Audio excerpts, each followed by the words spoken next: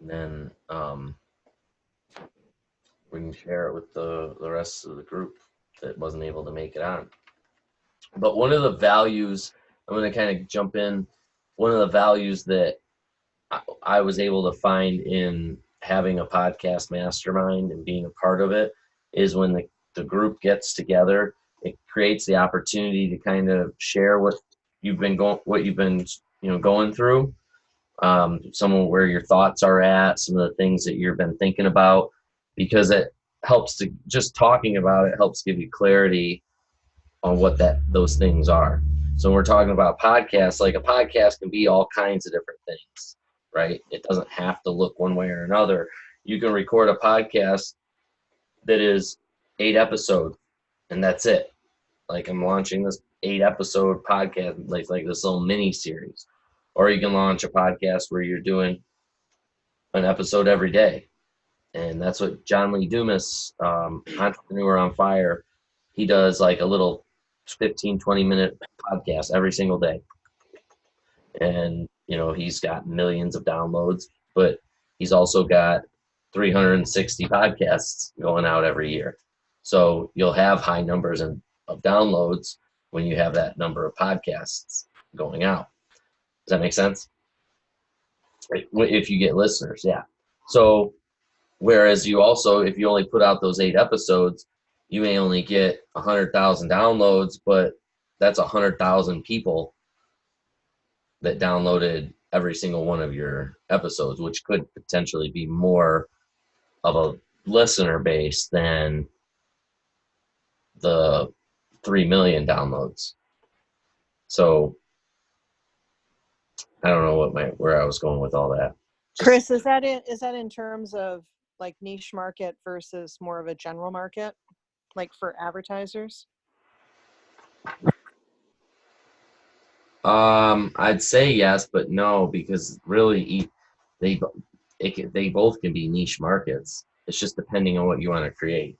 So I think like if I wanted to do a mini series podcast on the oxygen mask, okay, that oxygen mask is self-care that I need to do, and I created a little mini like a practice that I do every morning that I call my oxygen mask.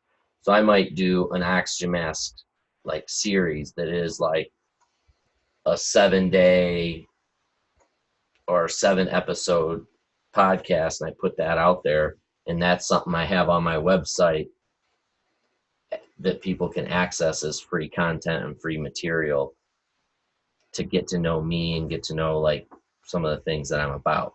And then by having that, like it might not necessarily make me revenue, but that's content that I have that I can help grow my audience that maybe wants to now buy my workshop. Gotcha. Thank you. Yeah. And so that's the thing is like, we got to be clear on like what it is that why we want to create it, what it is that we're creating, because podcasts to many people look like different things. So I heard a lady the other day talking about launching a podcast about cats. And I'm just like, I think people want to watch cats. They don't want to like hear people talk about cats, right? Like it's cat videos that people like. I don't know. I could be wrong though. So, but then I thought it was interesting. The Ohio State Fair has a podcast. And I thought that was really interesting that the Ohio State Fair would have a podcast because isn't it like an annual event? And so like, It is. Yeah. Yeah. So I thought it was kind of odd that they would have a podcast for a small event. Like, but that's what it is. It's a little mini series of like some of the people that are going to be at the fair where you can get more information about them and learn more. So podcasting is being used in all kinds of different ways. And I think the term podcasting is being used a lot more loose. So I guess like if we're like, why don't each one of you share like kind of what you're thinking about podcasting and like where you envision yourself. Sure, I'll go first. I'm toying with the idea of 3 different ones, but I think I'm leaning toward a divorce podcast. Number 2 would be poetry, and number 3 would be music. I'm learning music, so I think it would be interesting to like just talk about what I'm learning and see if other people are going through the same thing. With poetry, it's just a passion of mine, and I could definitely analyze poems, talk to people about the art form and all that. But really, divorce is where it's at for me. I'm an attorney doing divorce, so that's what I think my expertise is, and I think it's a really valuable set of information that I can give to people. The only issue I was running up against with it is the ethics of being an attorney and doing a podcast. And I took action on this and called the attorney ethics hotline and tried to figure out what I'm allowed to do and not allowed to do. So that's kind of like where I'm at with the whole process. But like, I even started writing it out. Yeah, I don't think depending on how you did it, I don't see where it would cross ethical lines. It would only cross ethical lines in a sense of advertisement rules. Technically, when I talked to them, they said it's an advertisement because if you're saying, I'm an attorney, here's what I know about divorce law, naturally people are going to like look you up and try to go into your firm to represent them in their divorces. So it's like generating business. So therefore it's an advertisement. So you have to comply with the advertisement. They said it's fine and I can do that. And then the other thing I was worried about is like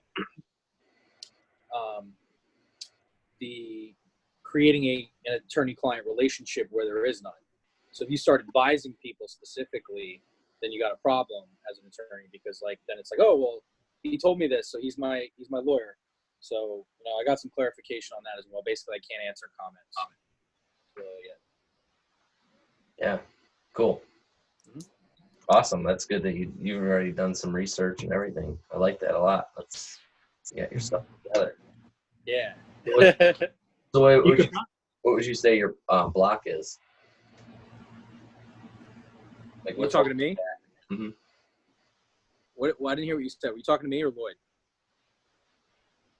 No, go ahead, Lloyd. Go ahead. Okay. Oh, I was just going to say there are some other attorneys out there, like an example is like Opening Arguments podcast.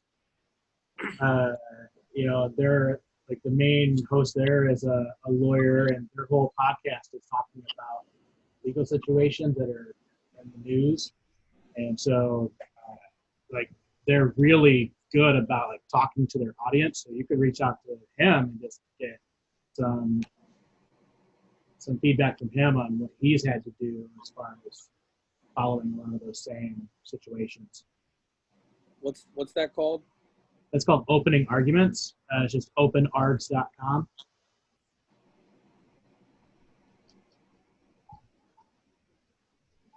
Do you know what state they're based out of? If I had to say right off the top of my head, I think it's New Jersey. Really? But I could be completely wrong on that. That's perfect. So I'll look into that. Thank you. Mm-hmm. What about you, Lloyd? Yeah, so I've been thinking about this quite a bit, ever since the moment where I said I wanted to do this as part of my PSP. And I think that I am settling into the idea of a podcast around entrepreneurial ideas, around finding new small business ideas and running with those and creating a series based upon the things that I do good and the things that don't work at all, and just kind of showcasing my journey through each of the individual ideas. So, the other day I signed up for DoorDash and I have the bag that showed up, and so I haven't yet started that. I have the heat press right here for making t-shirts, and I just plan on like doing some of the stuff. Another one I want to do is vending machines, just kind of some of these smaller and I use that term loosely, but just kind of like less upfront capital required to get into the business, and see how you can get into it, grow the business, and make money, type of deals through some of these means. That's kind of what I'm looking at right now. Maybe even like streaming, online streaming.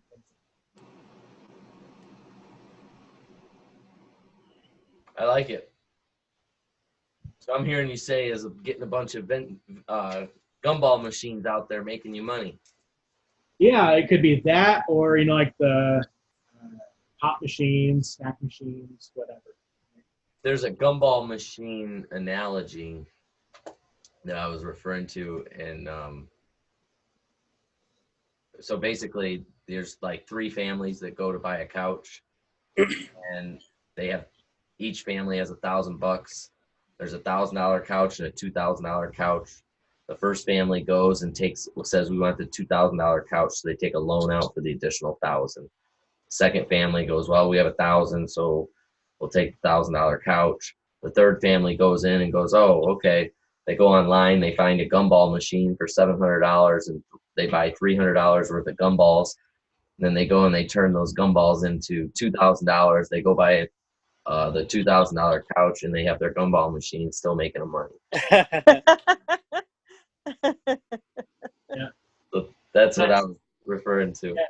And that's kind of the idea I have in my head, right? Like any money that I make can go back into expanding and moving into a different area to create more content. At the same time, like maybe I want to move into doing YouTube videos. So I can maybe buy that equipment that I need to do that based on maybe any profits that I make off of the other things. So that's kind of the expectation. I've fronted money up front for some of this stuff, and now the hope is that I'll get into it and start getting self-contained within what I've already purchased, and then grow based on what I've already done here. Plus, maybe I invest a little bit more later on. The hope is that I've gone up front already, and I don't need to then continue to put in big money of my own from my own job, my full-time job, but do it based on this. And maybe eventually this becomes my full-time job, right? Doing this kind of stuff. That's the hope.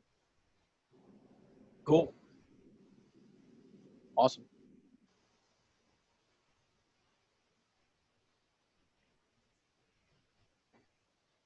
Did you want to go, Leslie?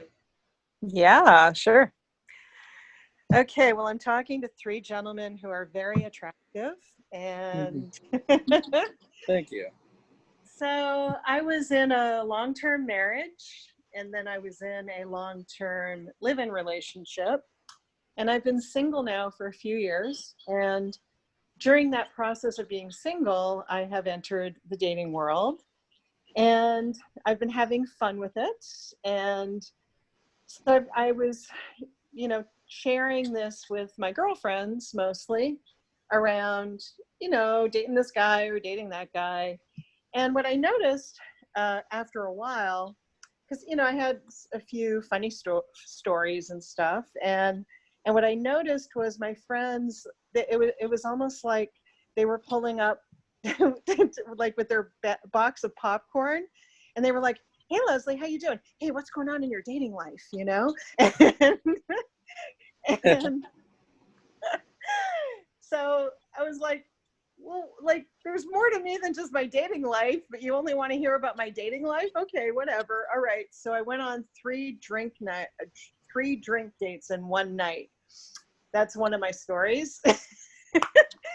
And so, other stuff. But anyway, so I thought it would be fun to have the girls or guys or whoever just get together and talk about dating and all the things that are involved in that, and even deeper than that, like talk about things that are not or have been kind of taboo to talk about.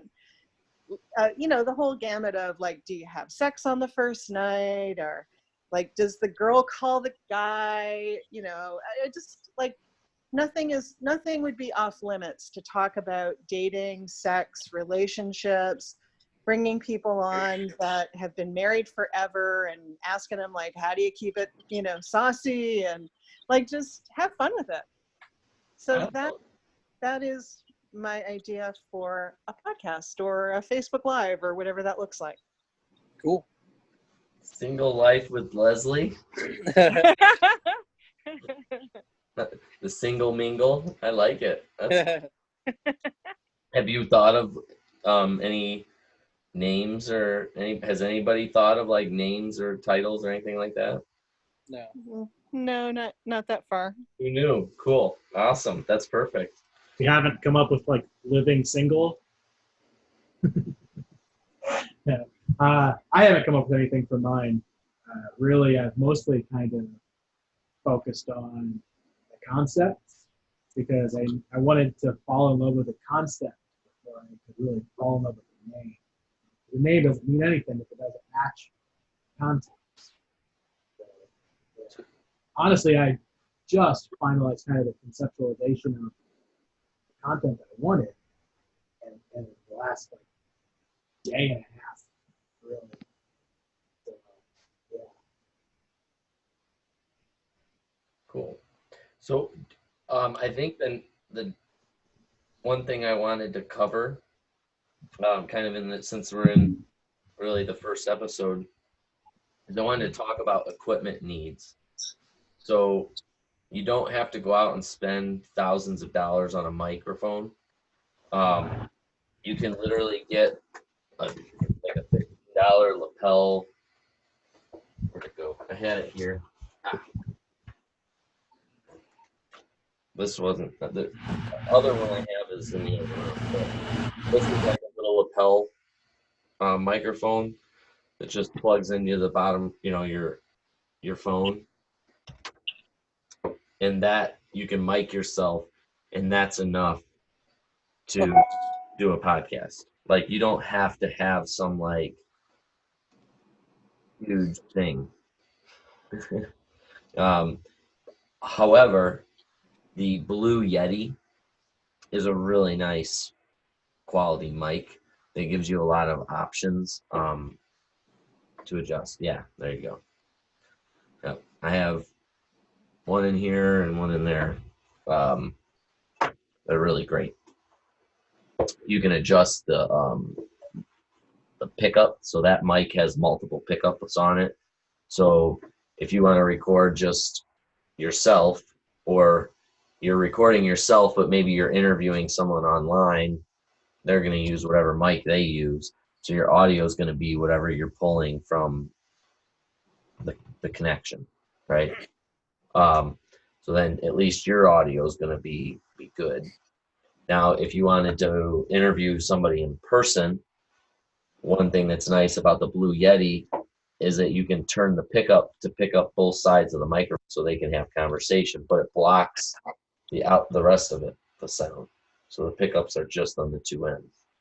Or if you want to have multiple people, sitting around a round table or something, you can turn that setting and it turns on all of your pickups, and so then it's a full microphone picking up like all the sound of the room.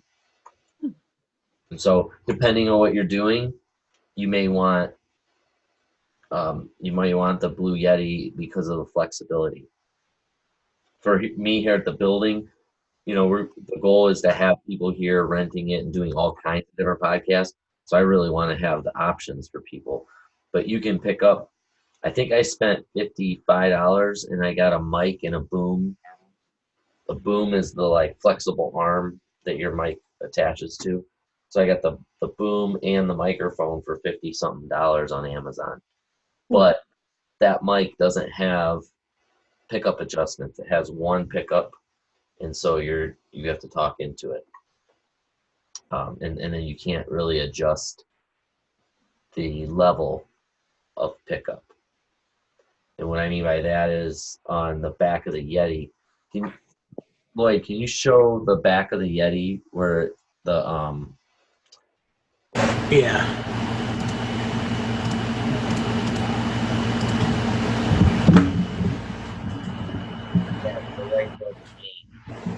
you adjust the gain And what that'll do is it'll cut down on the background noise or increase it, depending. So that's right. When you hear like just like real quiet vocal with no other background, that the gain's turned down real low, so that like we can't even hear Lloyd. Like I bet close to mute that level. Hey. Oh yeah, so it's real quiet, and then as he turns it up, if he clicks his finger, it'll be real loud. So so that's the gain. That's something that you get as an option with the Blue Yeti, whereas some microphones might not have that and may limit you. But it's not necessary. It's just depending on how you want to be doing your podcasting. If you're going to be portable and going out and meeting people places, it might be awkward showing up with this big like dildo looking thing. I'm just going to put this on. What the heck is the guy I got? Yeah, it's very weird. That's what people usually say. Like I thought it was a vibrator or something. Yeah. What I get. Any questions? Do you guys have any questions like on mechanics? Do you need to hear yourself when you're doing it, or is it cool to just record it and then just upload it or play it back and make sure it's good?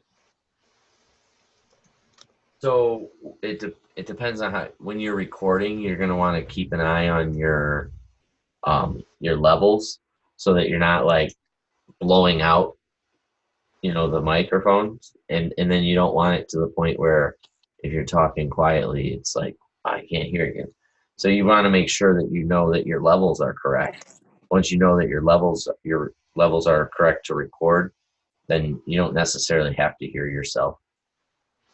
But if I'm doing a interview with somebody and I have a lot of like things going on in the building that could be distracting, I can turn the gain down on my mic, put my headphones in, and now I'm hearing what the mic's picking up. Over here I'm hearing all of the sounds and not necessarily what the mic's picking up. So when I put this on, I'm hearing just the mic, and I know, oh, I'm picking up too much background noise. I need to turn my gain down. Or I can turn it up. Does that make sense? Yes. And that's one of the things that's supportive with that, depending on where you're recording. Now in the podcast studio, they don't really need to worry about it as much because we've got sound panels around it and everything. So cool. Thank you.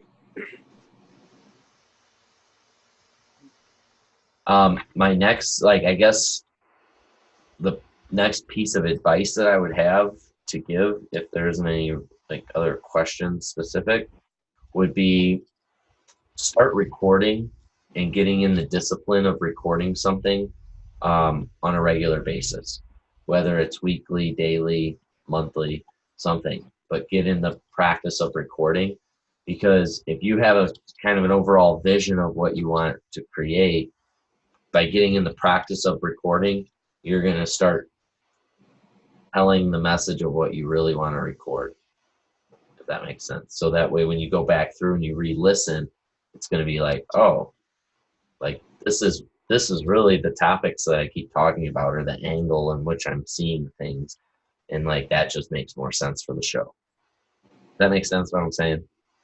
Yep. So just record, get as many recorded episodes in as you can. You don't necessarily have to launch everything that you record, right? But the idea is to get in the practice, get in the habit. Also, it's feeling comfortable on the mic and feeling comfortable with just talking, filling that dead air.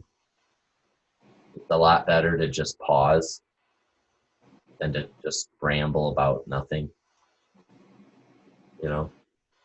Yep.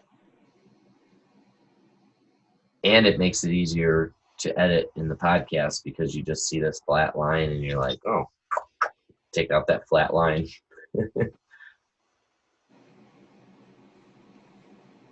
Any questions? Hey, Chris, what kind of software do you use for recording? Yeah, perfect. So that's really dependent on the computer that you have. If you have a Mac, real simple, GarageBand is like, it's free.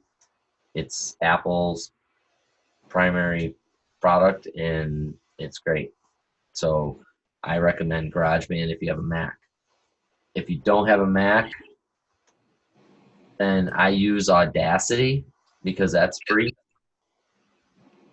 And then Lloyd, did you have any other ones that you said that you had researched? Yeah, so there are some others like Zencaster is a service that you can use to record remote sessions. Like, so if you are like multiple hosts for your podcast, like you and a friend, but you can't be in the same room, you can use that to record your audio locally in both locations, and then it zips them together. So it has the local recordings instead of one remote, one local, situations like that. So that's only in like those niche situations where you have somebody who's remote. Like, or maybe you're doing an interview with somebody who can't be local as well. So you can use. It's free up to 8 hours a month, and if you need more than that, it's like $20 a month. What did you say the name of it was again? Zencaster with no E at the end. So Zencastr. Got it. Cool. Hey, Chris, I'm going to have to jump off. I've got another meeting that I double booked myself on, so I'm going to listen to the recording. So thank you for doing this. Yeah, no problem. Yep. Night, guys. Night. Good night. Good night. Yeah, I mean, really, where we're at with this is it's about, you know, what you guys want to talk about, and what you're looking to gain from being part of the group. So mastermind groups are just kind of coming together and talking about the topic of podcast, you know, in this case, podcasting. And so if there's something, if you want to talk about your concept and what you're thinking, or if you want to talk about the mechanics, whatever it is that you want to discuss, like, this is the opportunity to share, to ask, and get the support. So, and if you guys don't have anything right now, you know, we can wrap it up too. It's up to you guys. I don't want to like drag it out just to drag it out, you know. It's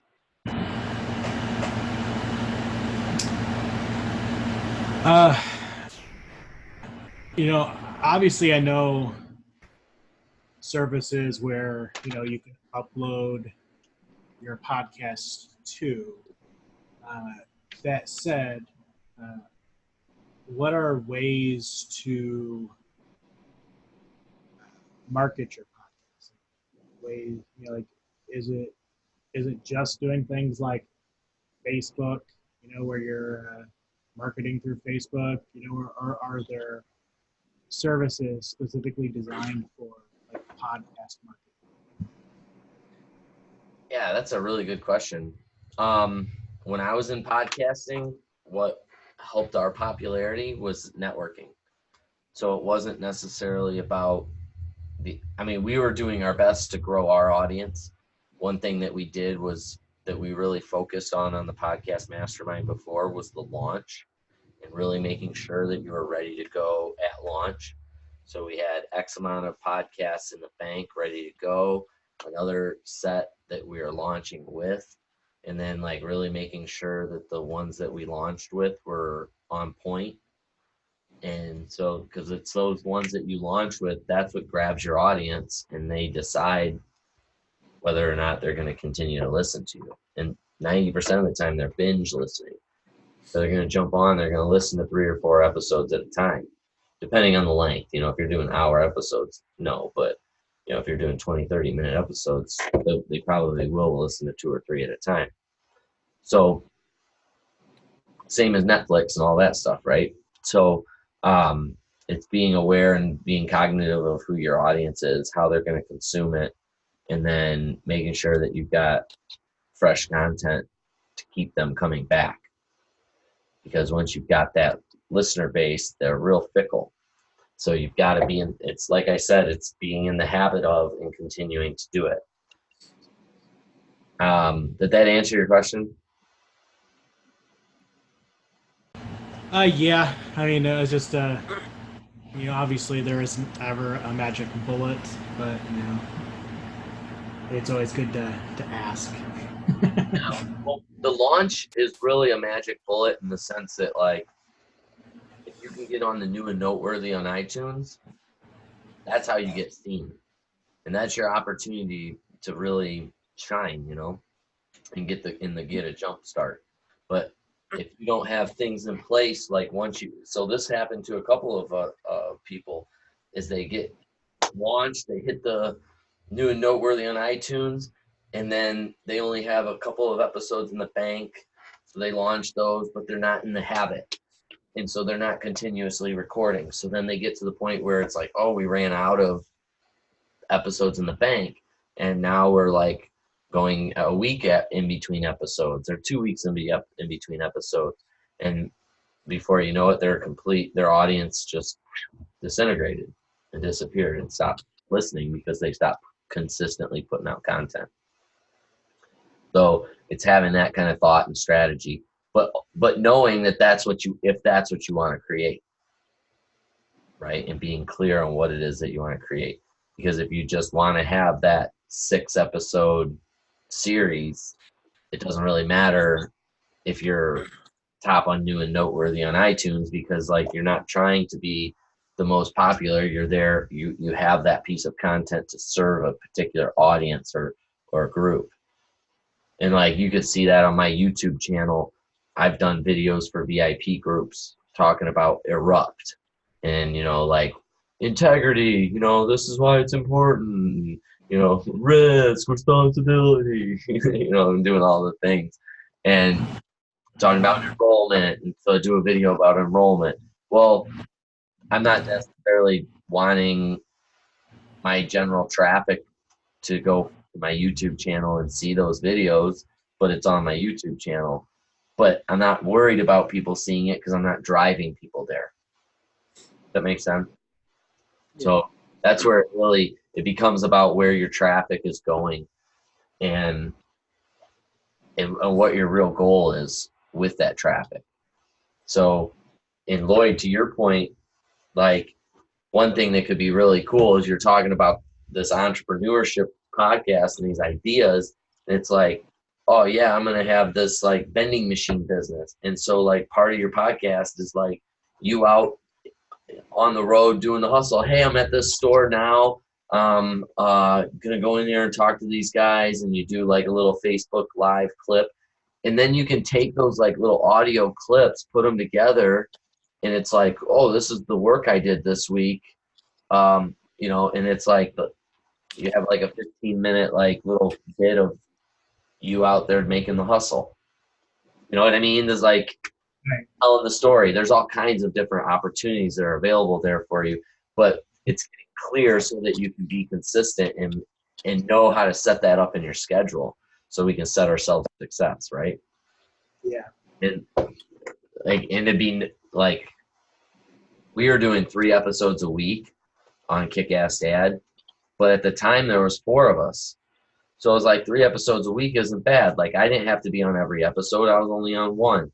So like I was on 1 episode, and then the other 2 I would help do the edits, and I would get launched onto the website. Well, then after a while, like we got busy with other stuff going on that we were doing, and so 2 of the guys kind of stopped working on the podcast so much and we're focusing on other areas. Well, then me and my other buddy were running the podcast, and then he kind of got sucked into another job. And so then I'm stuck with, we're doing 3 episodes a week, and I'm the only one recording. So I'm like, shit, guys, like I can't handle this by myself. Like, what happened to your episodes, And that's just kind of what it ran its course because like we all kind of like got out of it. But at the same time, we had launched the podcast Mastermind, and we had actually empowered 2 other dads to launch their own dad podcast, and our audience went with them. So it was really beautiful, and you can go and see the Dad's Edge is the podcast now, the Good Dad Project.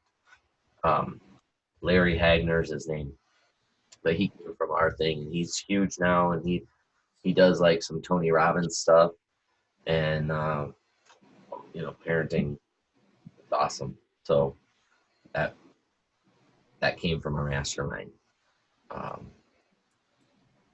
Cool. So earlier you guys were talking about some services as far as like uploading stuff. So like, let's say you got your podcast together, you're like, you got all your stuff in the bank and you're ready to hit it. What services do you use? What are some of the main ones that you would want to focus on in order to actually get started and get it going? For the podcast to live on, I guess iTunes, platform? radio. What did you say? iTunes, Stitcher Radio. Those are the platforms you really want to be on. Stitcher. What radio? Stitcher. Snitcher, like SN. Stitch. Oh, Stitcher. Yeah, not snitch. Like snitches get stitches, but.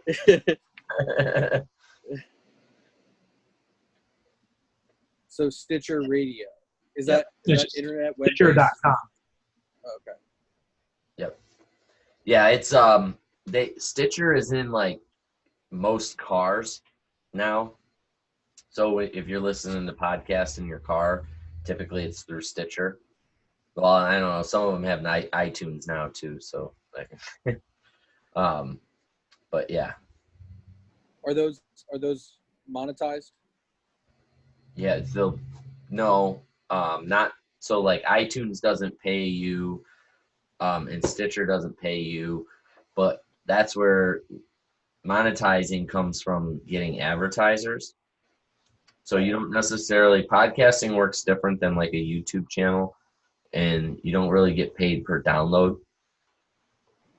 In the sense, like on YouTube, if you get 200,000 downloads, you get 10 grand or 2 grand. And so if you hit 1 million downloads, you're getting 10 grand in the bank or in the mail.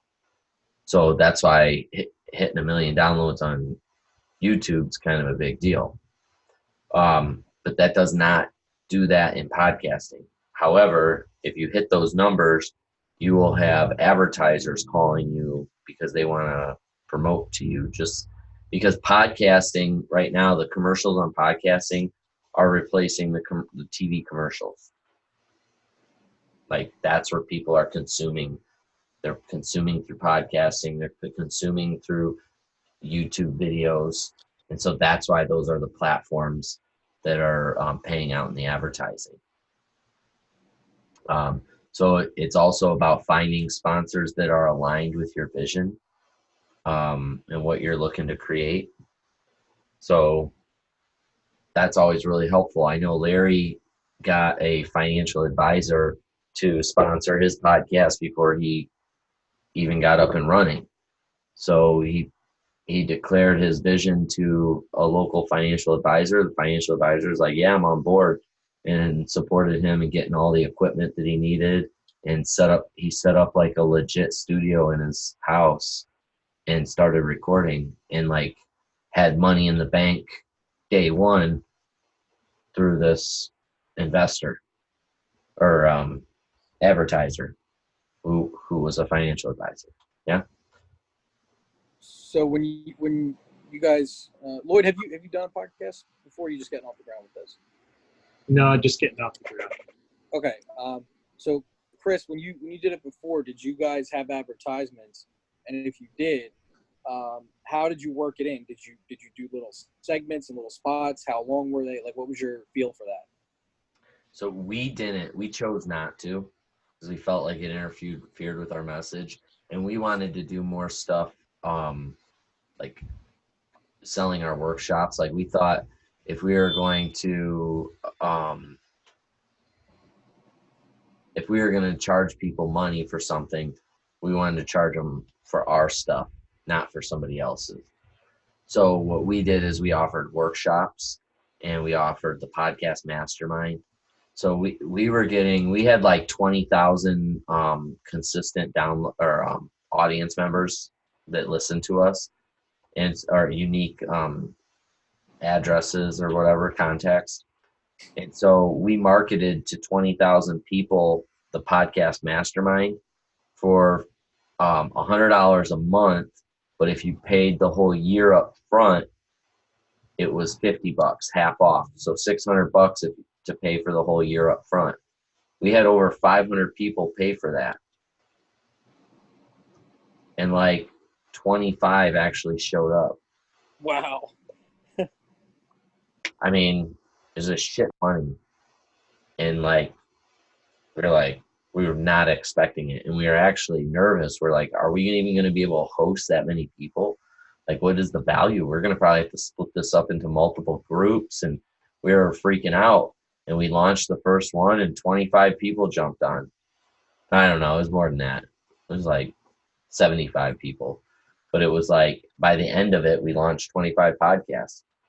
And not everybody was on consistently. You'd have a couple of people just show up every once in a while with some questions, and then they'd be like, cool, thanks. And they're back in it.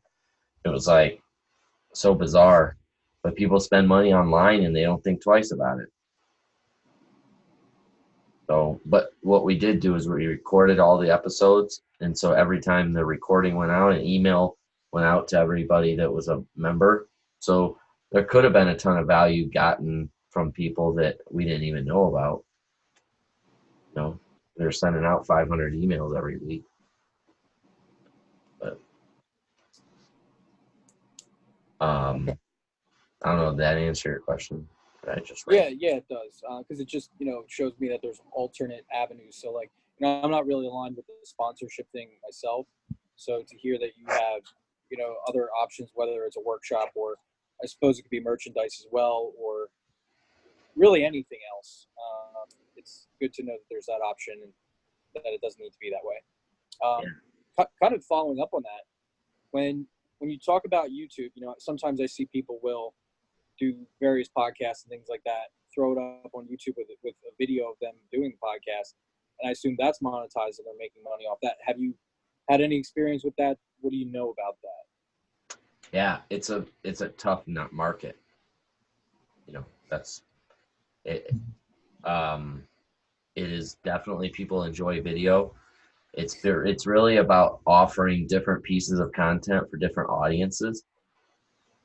So for me, the value of the podcast is like, I'm put my headphones in, I'm doing stuff, I'm listening to something. What is it that I'm listening to? And like, what's my purpose, right?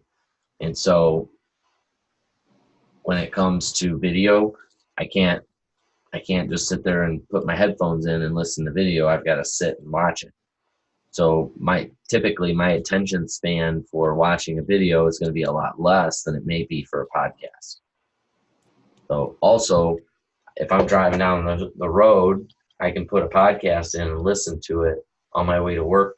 If I got a 30-minute commute every morning, I can listen to it on my commute to work and get it done, right? Whereas if it's a video, I can't necessarily always consume it. But I may want to take that exact same video, post it up on my YouTube channel, cut the audio, take the audio from it, and launch that same audio out in the podcast. And now I'm providing the content for both audiences. Right. And then just being clear that, like, hey, you can watch it here, or you can listen to it here. But what I like to do is I like to say, hey, the video is going to have some extra features, whereas the audio may not have all of the other stuff. So in the video, you have to be a member, and you're going to pay for that, whereas the audio is free on the podcast. So they come into your website, they want to be involved in what you're up to. It's like, okay, you pay $50 a month, and then that's going to give you access to video content, any workshop stuff that you do, and all those things. that's what we did with Kick-Ass Dad, and that's how we monetized that. And then we also did a workshop down in Florida.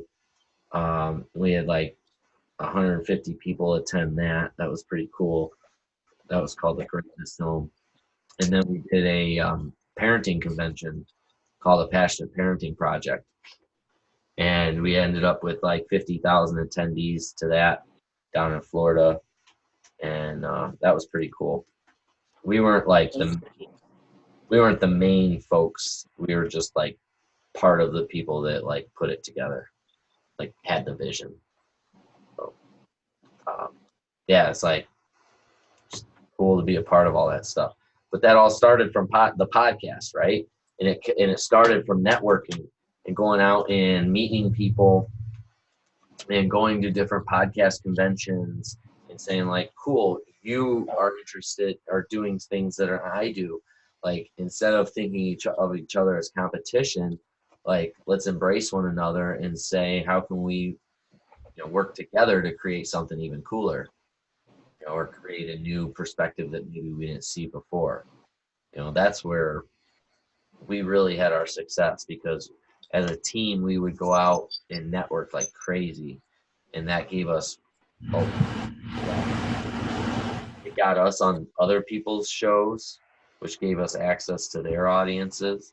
So even if they only had 200 downloads a month, it's like, hey, we just got access to 200 new people. Like, and what did it cost us? But an hour of our time to sit there and have a conversation to do this, so they're bullshit with some people. Like, sure, I'll do that all day. Like, set me up four podcasts every day. Right? Like, yeah, I'll do that. Like, bam. And then now you got that many more people funneling in to see your stuff that are enrolled in what you do. And really, Kick-Ass Dad, that's what people bought into. It was a cool name. Like, yeah, Kick-Ass Dad, I'll listen to that. We had a little rock and roll intro, like, down, down, down. It was like fun. Yeah, so it was cool. And then when you'd start listening to it, it got kind of like, we talked about emotions and like, all the next level kind of language, and people were, dads weren't used to that.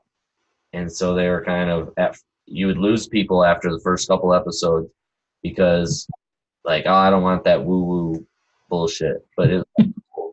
Go, because we want the dads that get this, right? Because that was the people that were really passionate. Those were the people that, like, if we said, buy this thing for $6, they were like, cool, we'll buy it. It was like, yes.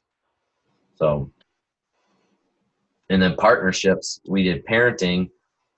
We ended up getting together with different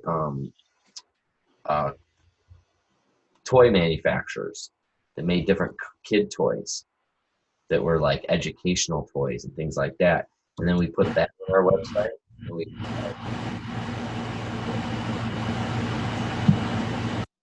And we are totally aligned with that, because it was like, yeah, like one was a family game. And so it's like, yeah, you got a family game. Everybody sits around the table and they play the family game. Like, I didn't think it was the most fun game in the world. Like, I wasn't like 100% like, this is the greatest game in the world, but like, people bought it and people liked it. There were people that liked it. So it was like, yeah, we'll sell that or offer it to people. It's doing good in the world, and it matched our vision and what we're aligned to. So there's no right or wrong. It's like just kind of being clear on like where you're at, and looking for the opportunities that are available within that. And then even being an opportunity seeker, right? Like going out and trying to find those opportunities. Like, man, I know I want to get a sponsor. I'm an attorney, like, and I want to talk about, this legal stuff. Like, what would be a divorce stuff? What would be a good thing, to get on your team as a sponsor? I mean, I don't know. Yeah. Something to think about, because I don't know. I haven't thought about it. Yeah. Because I was thinking like you would be your sponsor for your own attorney's office, but like there's something that like some nonprofit children's justice program or something that like supports kids in foster care or something. Or like kids going through divorce situations or something, right? There's some Oh yeah, organization everyone's out feel there bad for that, those kids. yeah, it's like, hey, I'm going to be doing this thing where it's going to be talking to parents about how they can show up, but I also want to be able to give back and promote and support this other thing, whatever that is, right? And so finding community members to connect with, those are huge. Yeah, that's a good idea.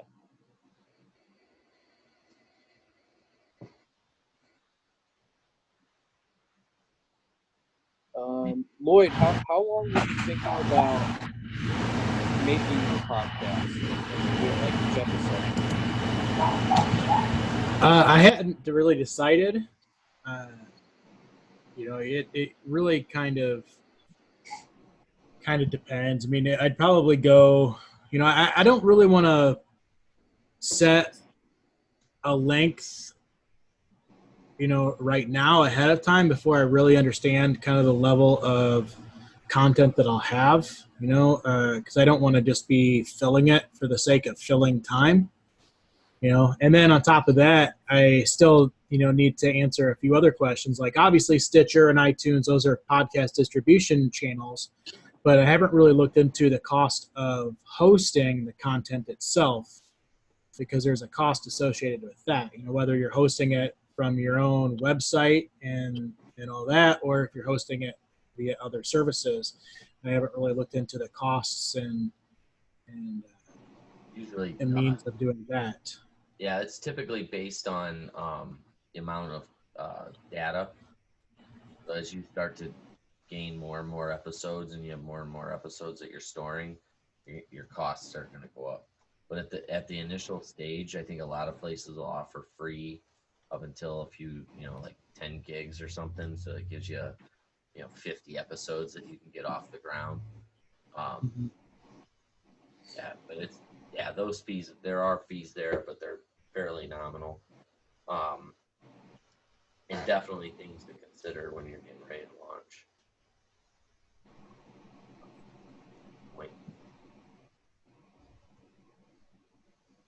Yeah. Cool. So that's a direct, obviously then an hour-long podcast is going to have twice the potential cost of a 30-minute podcast. A daily podcast, 7 times more than a weekly podcast, right? So just a lot of that stuff kind of comes into it. So I really want to look at what the costs are going to be, up front, because I don't want to, invest a lot of time into something that maybe, a month from now I go, I'm not really enjoying this, or whatever the case may be. So maybe, my thought is that I'm going to create, at least, have like a, 4 to 7 episode backlog before I would even start putting it out there anyways, so my thought is that I'm going to develop a lot of content before I really even start to put it together into individualized episodes. And then from there, it's just a matter of, you got to write the episodes, after you have a bunch of this extra content already recorded, then you get to start writing the episodes to bring that content together. And that's kind of where I'm at right now. It's just, I get to kind of sit down, and now I have my theme, and now I get to kind of conceptualize what is the subject matter going to be inside of that theme, and kind of go from there. So yeah, I still kind of high level conceptualize the individual episodes at this point. Nothing's concrete. Whether or not I even want to do it solo, at this point, I'm not even sure.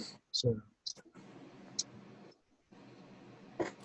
Yeah, it's good. So like my suggestion would be start recording, just start getting some stuff down, or start journaling.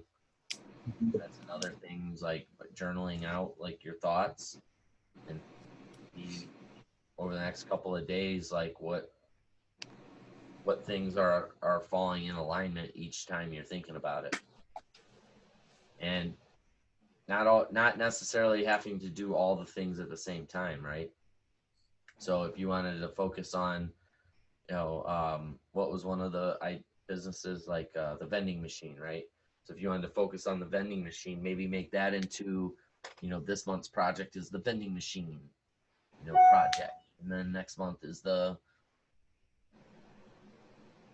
soil silk screening project, right? So, yeah, cool. Well, we're getting close to wrapping it up. You guys have any other questions? Any thoughts? Anything that you want to get out of the last little bit here? I just want to make a sort of a declaration to sort of keep myself moving forward a little bit here. Nothing crazy, but I still have some legal stuff to figure out with whether I can do this ethically. There's one question I have about the money piece.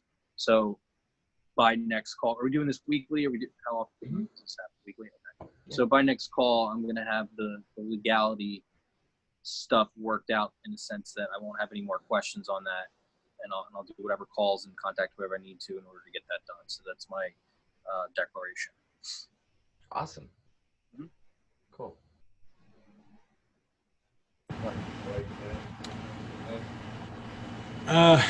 Yeah, I mean, at this point, I think I want to have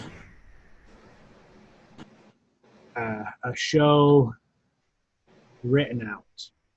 I want to have the majority of a show written out. I want to have recorded at least a few parts of it, because I have a feeling that I'll end up spending quite a bit of time fine-tuning the microphone and the audio portion of it, to get to a point where I feel like the audio is at the level of professional sound that I am shooting for, right? Who knows? Maybe I'll get it perfect out of the gate, and spend 5 minutes on it. But I just have a feeling I'll end up spending at least half an hour or more tweaking my audio just to make sure it's good, to where I am okay with it. From there, I still have a couple questions. Do I want to, simultaneously record video to go along with it? If that's the case, then I do want to, make sure I get my green screen in, ahead of time. I've been doing a lot of rearranging, but there's still a lot of stuff that I get to take care of, like all of this, so just a few things yet, I do want to, have options available like Patreon, which is a service people can pay you voluntarily to support your stuff. But if I'm going to do that, then I want to make sure I have everything completely fleshed out ahead of time before I start putting anything out, right? I don't want that to be something that I'm doing after the fact, because if I have, the first person who listens to my podcast wants to support me, then if I don't have that ready, then I'll lose out on the revenue, right? So, just a lot of stuff, I just want to kind of go through and just create kind of a checklist of things to make sure I have everything ready to go before I hit submit. So, yeah. Cool. All right. Awesome. Well, I am also going to have an episode recorded this week. Nice. Yeah, I'm going to be launching the Kick-Ass Dad relaunch. That's nice. So one episode of that. That'll be the first episode of that. And then the Resource Center, which is my building, I'm going to be doing the introductory launch for that. So 2 podcasts, 20 to 30 minutes each. Recorded, edited, set, ready to go. So, and Lloyd, to kind of, I don't know if this supports you at all, but one of the things I found in my experience of podcasting is when you write out the episode, what you can tend to do is get to the point where you're almost like reading the episode. Mm-hmm. So what was, and I'm not saying this is right or wrong because it's all personality, right? Like what works. But what I found is I'd kind of bullet point things I wanted to hit on and just leave that sitting there. And so I'd launch with that thing in mind and go, blah, blah, blah, blah, blah, and that way it was coming out authentically. Or if I had a thought I wanted to mention and then some like supportive things to feed in there, like put those in there also, but kind of limiting the amount of actual like prep that I did because too over prepped and I was, and it sounded that way too. It's like, welcome to the Kick-Ass Dad podcast. My name is Chris Asian. Right? Like what the hell is that? Right? So yeah, anyway. Yeah, I did a practice run a week or two ago myself, and just kind of like you said, I just outlined it. Like I just wrote down in 5 or 10 minutes, like, oh, here's some things I want to talk about, and then I did like a 17 or 20 minutes, like nothing, but it was like I had my outline there, and it was pretty smooth. So that worked for me. Definitely a good tip there. Cool, awesome. Well, cool, you guys. It's been an hour, so we can wrap it up. Great call. Thanks for being on and contributing, and hope you guys got some good value from it. And we'll circle back around next week. Sounds good. Awesome. Talk then. Yeah.